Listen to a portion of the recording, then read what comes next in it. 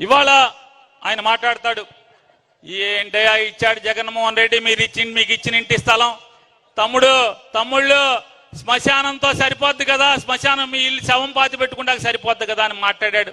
ఈ 75 ఏళ్ల ముసలోడు 3 సెంట్లు స్థలం ఇస్తానని చెప్పి మాట తప్పినోడు మాట్లాడిన మాట నిజమే. ఈ సెంటు స్థలం విలువ ఎవడికి తెలుస్తుందంటే ఇదే అనంతపురంలో ఇంట్లో భర్త గబాలన అన్నం తింటానో మంచినీళ్ళు తాగుతానో పడిపోతే కొడుకు గబాలన ఆటోలు వేసుకుని హాస్పిటల్కి తీసుకెళ్తే హాస్పిటల్కి తీసుకెళ్ళిన అరగంటకి కొడుకు తల్లికి ఫోన్ చేసి అమ్మా నాన్న చచ్చిపోయాడమ్మా అని చెప్తే గొళ్ళని ఇంట్లో ఏడుస్తుంటే ఇంటి యజమాని వచ్చి అమ్మా మీరేమన్నా అనుకోండి, మీ ఆయన శవాన్ని మాత్రం మా ఇంటికి తీసుకురాబాకండి, మీరు ఎక్కడికన్నా తీసుకెళ్ళండి అని చెప్తారా చెప్పరా? అద్దెంటికి శవాన్ని తీసుకురావద్దని మీ ఊళ్ళో చెప్తారా చెప్పరా? మా ఊళ్ళో అయితే చెప్తారు. ఇంటికి శవాన్ని తీసుకురావద్దని చెప్తే కనీసం మా ఊరు బందరు, మీ ఊరు అనంతపురం, కనీసం అంటే దుఃఖం తీరా తనవి తీరా దుఃఖం పోయే వరకు తనవి తీరా ఏడుస్తా కూడా అవకాశం లేకుండా భర్త శవం హాస్పిటల్ నుంచి సరాసరి శ్మశానానికి తీసుకెళ్తుంటే రోడ్డు మీద పడుకోబెట్టి రోడ్డు మీద ఏడ్చిన ఆ కుటుంబ సభ్యులకు తెలుస్తుంది ఈ సెంటు స్థలం జగన్ ఇచ్చినటువంటి అనంతాన్ని ఇచ్చినటువంటి ఈ సెంటు స్థలం విలువ. అవునా కాదా? అంతేగాని 3 సెంట్లు ఇస్తాను ఓటేయండి అని మాట తప్పిన ఈ ముసలోడికి తెలుసుదా? మీ సెంటు స్థలం నా లెట్రిన్తో సమానం అని చెప్పినోడికి తెలుసుదా? ఇవాళ ఇటువంటి దుర్మార్గులు ఒక్కసారి వ్యత్యాసం చూసుకోండి. ఆ 75 ఏళ్ల ముసలి చంద్రబాబు మాటలు నమ్మి ఓటేస్తే ఏం అనుభవించాం.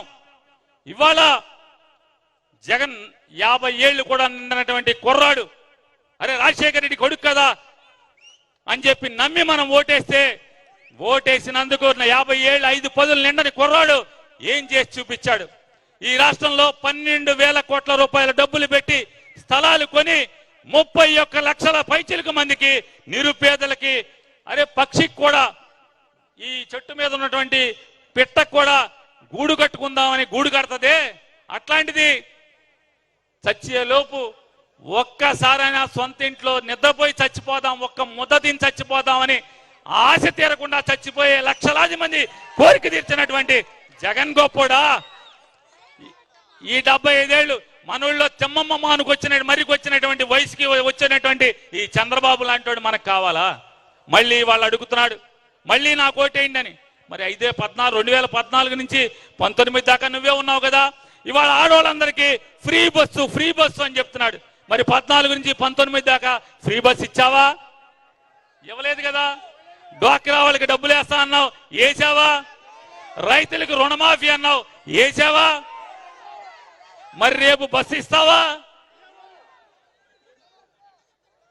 ఇవాళ అధికారం పోతే అరచేతిలో వైకుంఠం, మీరు ఎప్పుడున్నారా? అరచేతిలో వైకుంఠం చేపిస్తారని చంద్రబాబు నాయుడు కొడిసి అరచేతిలో వైకుంఠం చేపిస్తున్నారు.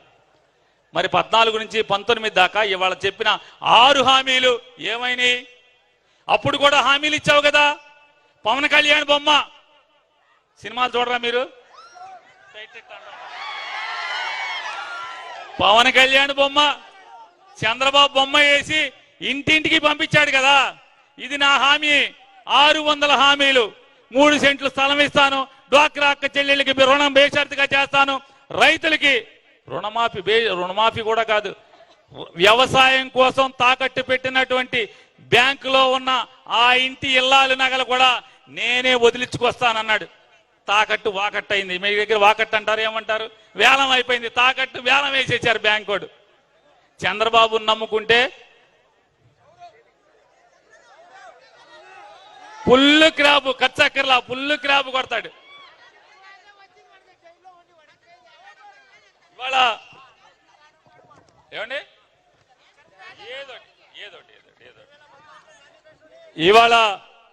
ఇవాళ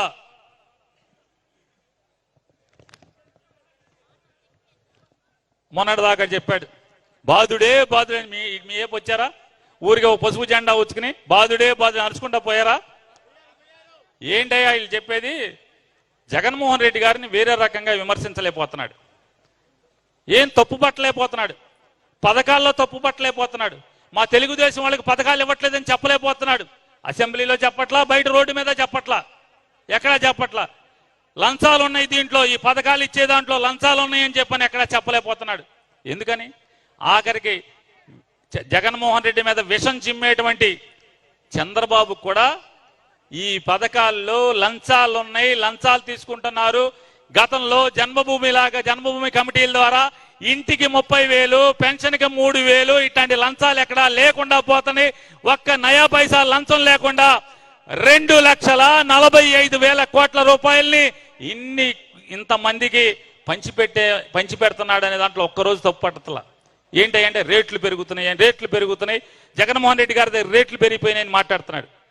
ఏంటి అని చెప్పని నేను బెజవాడ నుంచి వచ్చేప్పుడు బెంగళూరులో, అంటే బెజవాడ నుంచి పొద్దున్న బయలుదేరి బెంగళూరు దిగి వస్తా దారిలో కారు ఆపి చంద్రబాబు నాయుడు అంగడి ఉంది, హెరిటేజ్ అంగడి. తెలుసా? హెరిటేజ్ అంగడి తెలీదా? చంద్రబాబు నాయుడు గారికి సొంతంగా ఉన్నాయి. వాళ్ళ ఆవిడ గారును కోళ్ళ గారు నడుపుతారు. హెరిటేజ్ అంగళ్ళు ఉన్నాయి. పాలు, పెరుగు, ఎచ్చాలు కూడా అమ్ముతారు. ఎచ్చాలు అమ్మేదేమో బిగ్ బజార్. ఈ మధ్య 2016లో బిగ్ బజార్కి వాటాకి అమ్మాడు. బిగ్ బజార్లో ఎచ్చాలు అమ్ముతారు, హెరిటేజ్ లో పాలు, పెరుగు, నెయ్యి అమ్ముతారు.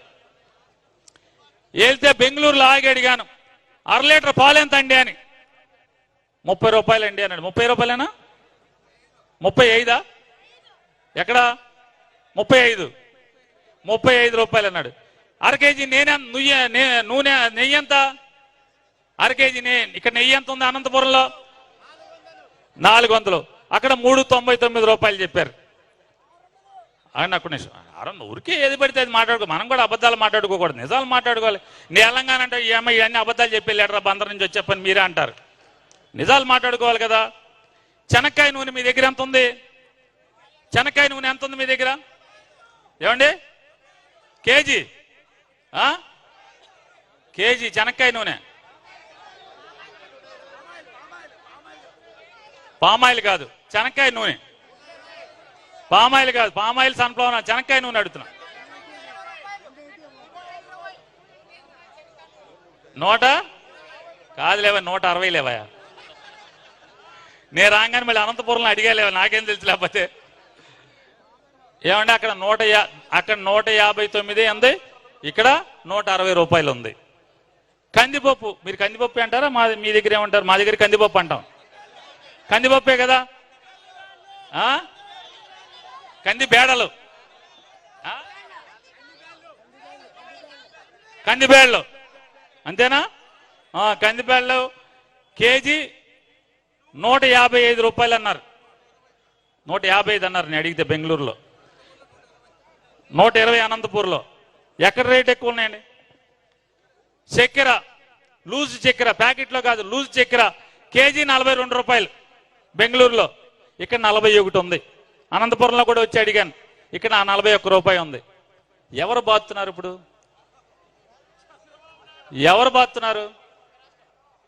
అంతా అక్కడ ఇక్కడ ఒకటే రేట్లు కనపడుతున్నాయిగా. ఒక 10 రూపాయి, పావలా రూపాయి అటు ఇటుగా. మరి నీ కొట్లో తగ్గించి అమ్మాలిగా. బెంగళూరులో తగ్గించి అమ్మాలి కదా. ఎందుకు అమ్మట్లా? అనంతపురంలో ఏ రేటు ఉంటావు, రూపాయి అటు ఇటుగా అదే రేటు ఎందుకు అమ్ముతున్నావు? అంటే ఇక్కడికి వచ్చి జగన్ మీద విషం చిమ్మే కార్యక్రమం. బాదుడని చెప్పని ఎచ్చాల రేట్లు పెరిగినాయి అని, అది పెరిగింది ఇది పెరిగిందని. ఎచ్చాల రేట్లు అయ్యే కదా. రండి వెళ్దాం. మీరు అనకండి ఎవరన్నా. నాని వెళ్ళిపోయాక నాని చెప్పిన అబద్ధాలని ఎవరన్నా తెలుగుదేశం అని మాట్లాడితే వెంటనే బెంగళూరు బస్సు ఎక్కించి తీసుకెళ్లి బెంగళూరులో ఒకసారి చూపించండి. ఒకసారి తప్పుడు మాటలు, విషపు ప్రచారం, అంటే వేరే ఏమీ చెప్పలేక. Please subscribe .news.